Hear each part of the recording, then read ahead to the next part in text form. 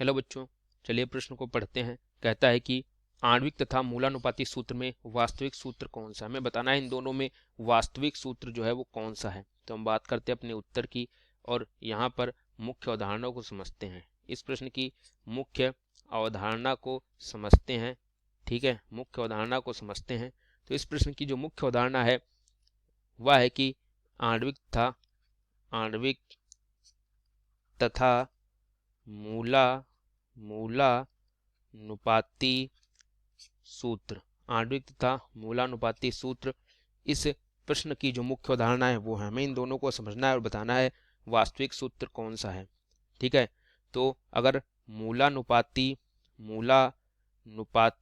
सूत्र की बात करें तो ये क्या होता है, ये बच्चों होता है कि परमाणुओं का जो साधारण अनुपात होता है, साधारण अनुपात हम मूलानुपाती सूत्र के द्वारा बताते हैं।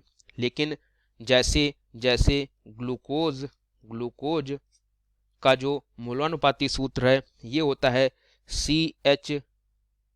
CH2O। ठीक है, C1H2O1।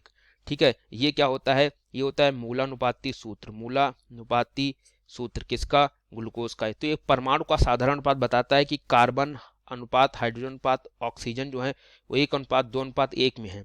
ठीक है, जबकि जो आणविक सूत्र है, आणविक सूत्र क्या बताता है, आणविक सूत्र बताता है वास्तविकता में उपस्थित परमाणुओं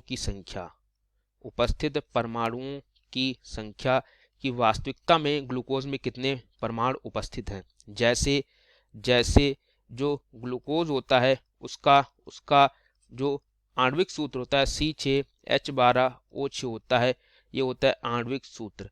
तो ये वास्तविकता में बता रहा है कि यहाँ पर 6 कार्बन है, 12 हाइड्रोजन है और 6 ऑक्सीजन है। मतलब वास्तविक सूत्र कौन हुआ, तो यहाँ पर हमें ये बताना था। तो यहाँ पर देख सकते हैं कि जो वास्तविक सूत्र होता है ये हमारा होता है आणविक सूत्र।